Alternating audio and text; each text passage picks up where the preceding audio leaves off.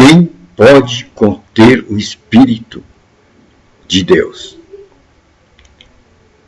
Quem pode conter o Espírito de Deus? Que vasilha pode conter o Espírito de Deus?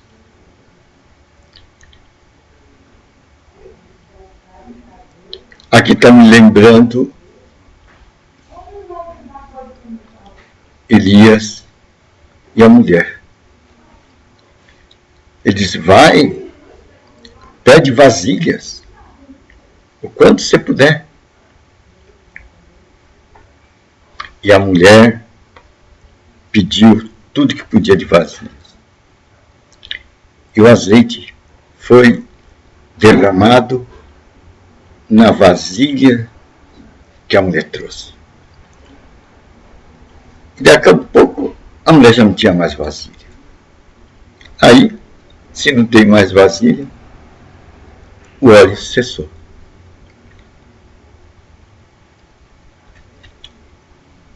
Hoje a gente vê vasilhas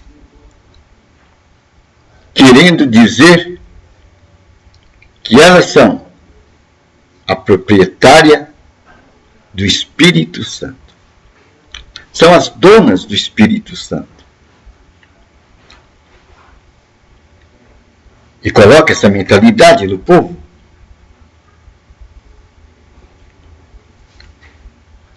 E o povo imagina que aquela vasilha é a detentora do Espírito Santo. Ela detém Deus.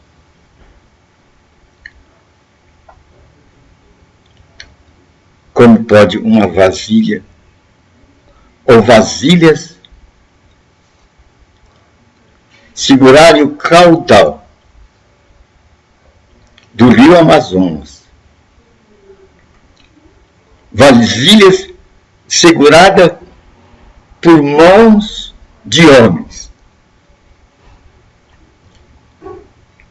E o homem dizer, olha, o rio Amazonas coube aqui na minha vasilha, ó, está aqui na minha vasilha. É uma pequena demonstração da tentativa de representar o homem tomando posse do Espírito Santo, com a chave do Espírito Santo em sua mão,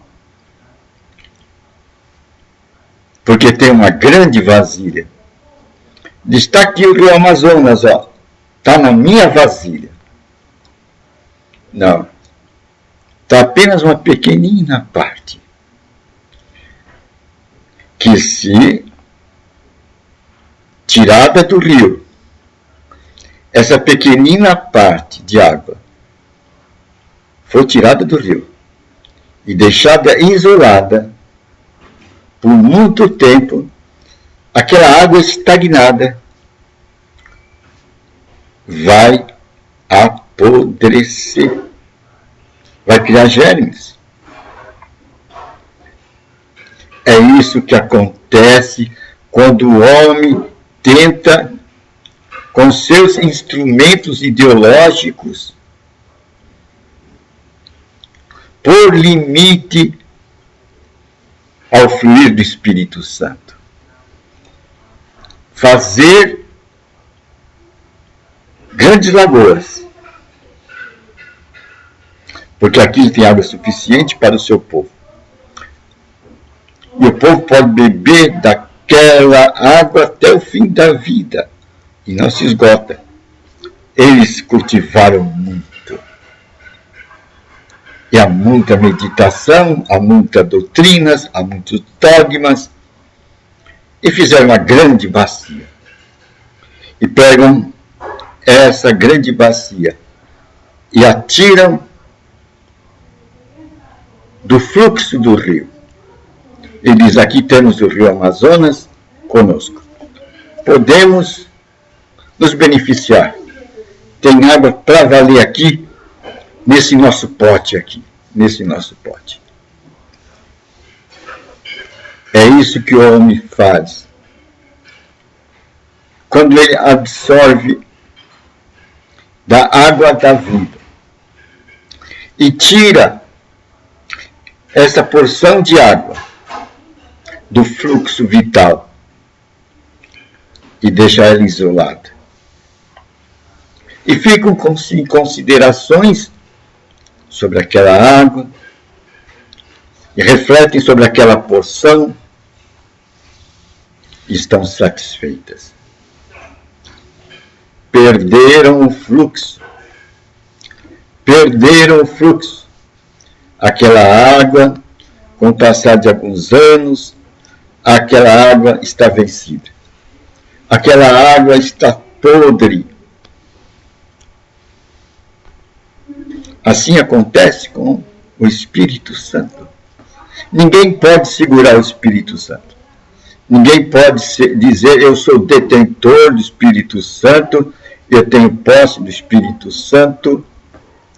E você aí, eu posso dar o Espírito Santo para você. Eu vou ser o seu mestre. Eu vou ser o seu guia. Doravante. Você tem que prestar conta a mim, porque eu passo o Espírito Santo para você. Você será o meu filho.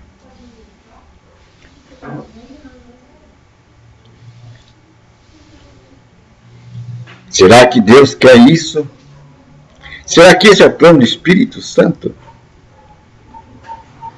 Que nós não tenhamos contato direto com o Espírito Santo?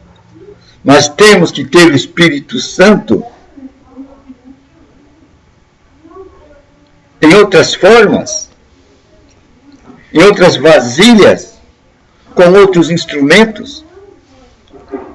Não podemos ter contato direto com o Espírito Santo? É a pergunta. Podemos ter contato direto com o Espírito Santo? É a pergunta. Ou tem que haver mediadores entre o indivíduo e o Espírito Santo?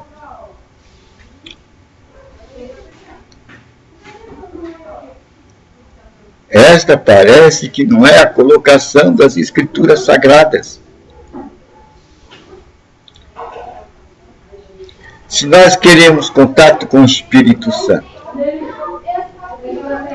temos que observar que a palavra diz: a todo que crê em Jesus Cristo lhe é dado o poder de se transformar em filho de Deus. Que poder é esse?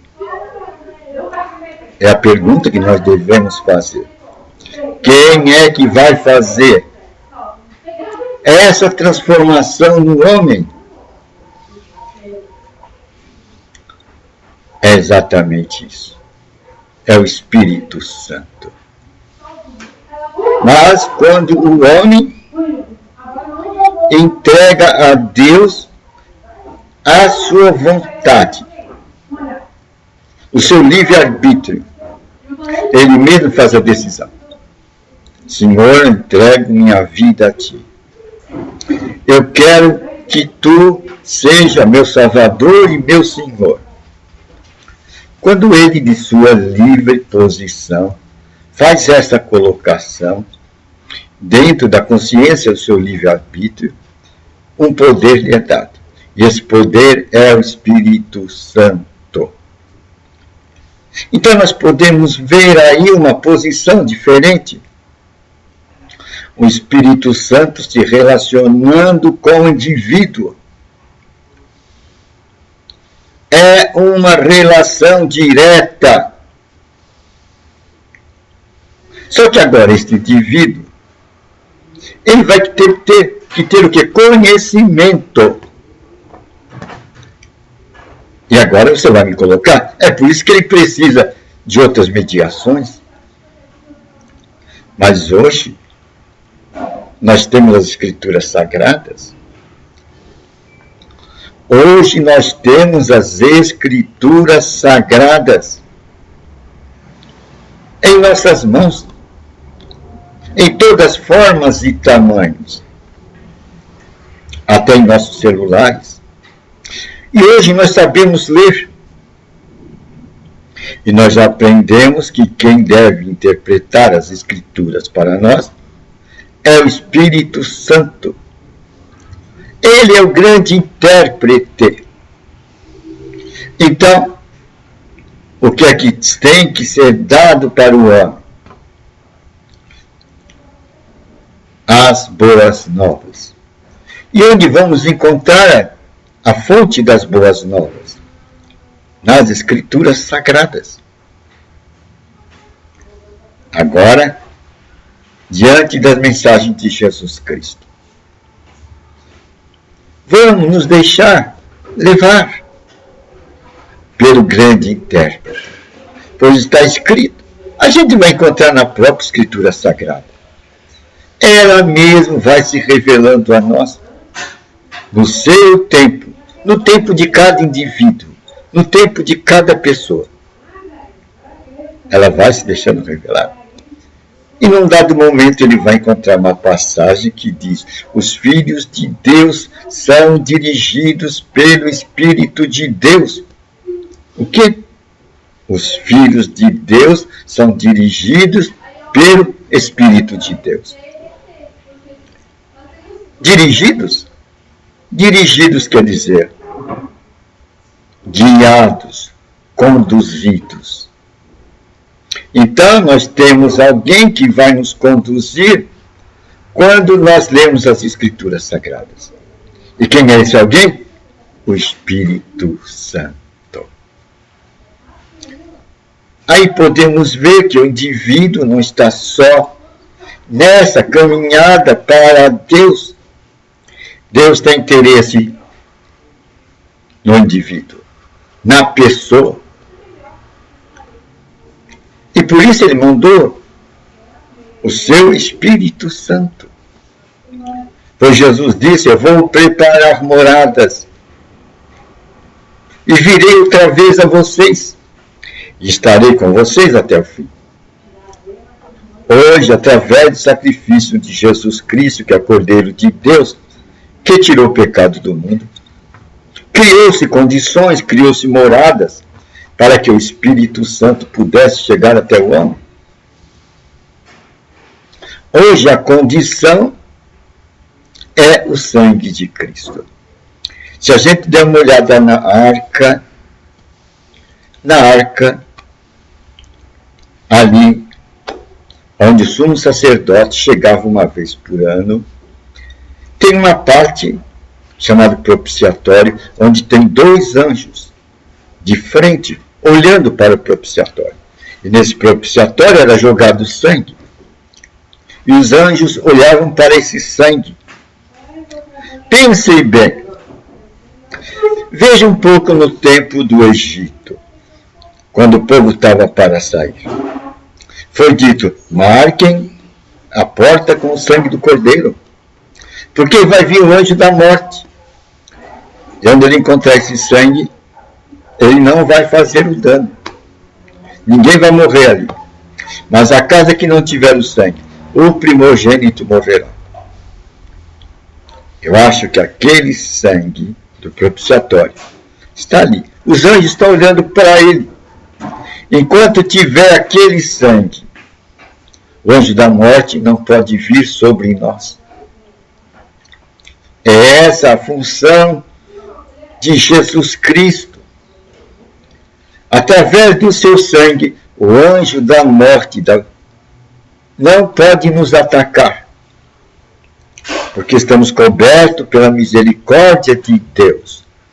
O cobertor da misericórdia de Deus é o sangue de Jesus Cristo. Ele olha para o sangue, o anjo da morte não pode atacar. E é então aí que está a nossa proteção. E o Espírito Santo, ele vai precisar, para ser mantido dentro de nós, que nós nos alimentemos das mensagens de Jesus Cristo. Pois Jesus disse: ele tomará do que é meu e vai dar para vocês. Então, o Espírito Santo tem necessidade que nós oferecemos a ele momentos de meditação sobre as Escrituras Sagradas. Aí então, Ele terá condição de entregar para nós as portas abertas, as revelações do céu, os caminhos que Deus quer que a gente siga nessa vida para ter sucesso. E dessa maneira nós seremos dirigidos pelo fluxo do Espírito Santo nessa vida. E nós veremos que esse relacionamento é um relacionamento pessoal. Esse relacionamento depende de cada pessoa, da consideração, da dedicação que ele dá, do tempo que ele persiste em meditar na palavra de Deus.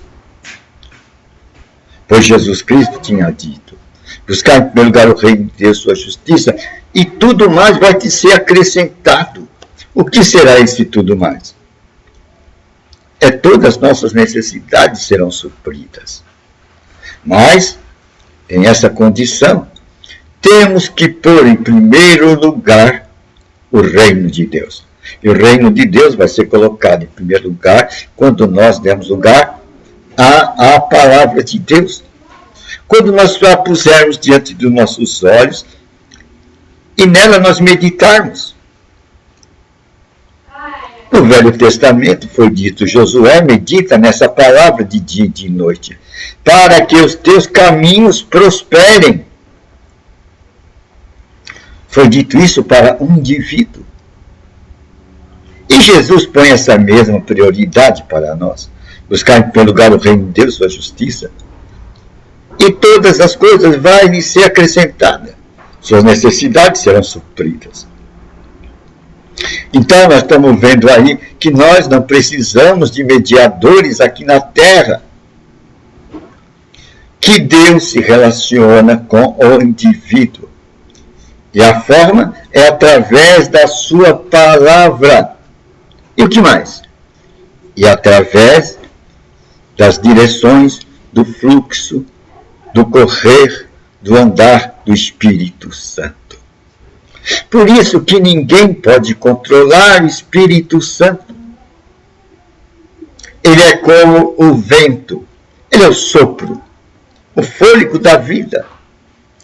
O vento que sopra nas 4 direções da terra.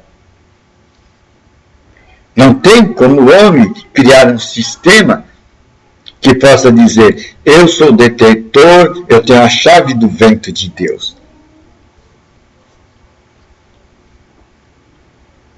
Nenhum homem pode segurar o fluxo do Espírito Santo, pois ele é Deus. Ele é muito grande. E por mais que nos apercebamos dele, ele tem mais dimensões para nos apresentar da sua extensão e do seu ilimitado ser que ele é. É uma boa nova, não é? Eu acho, como diz nas Escrituras, e a Escritura diz: não sabeis vós que vós sois a igreja de Deus? Vós sois o templo do Espírito Santo. E além de nos colocar como a sede do Espírito Santo, o lugar que o Espírito Santo tem condição de habitar e habita, Apocalipse diz: vós sois reis e vós sois sacerdotes.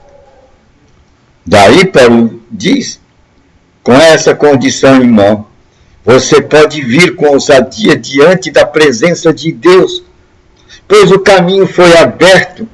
Hoje podemos ir diante da presença de Deus com ousadia, isto é, sem medo, sem temor, sem acusação, porque agora nós somos novas criaturas. É assim que Deus nos vê. Nós somos novas criaturas, gerados não da carne, mas gerados da semente incorruptível. E essa semente incorruptível é a palavra de Deus. Então nós podemos chegar pessoalmente a Deus. Nós não precisamos de mediadores. É a psicologia igrejística, igrejeira, que durou séculos, milênios, que resiste esta concepção do indivíduo como templo de Deus, resistindo à palavra. Não sabeis vós que vós sois o templo do Espírito Santo? Não sabeis vós que vós sois a igreja de Deus? E que agora você tem liberdade de ir com ousadia até a presença de Deus? Você não sabe que você é sacerdote? Você ignora.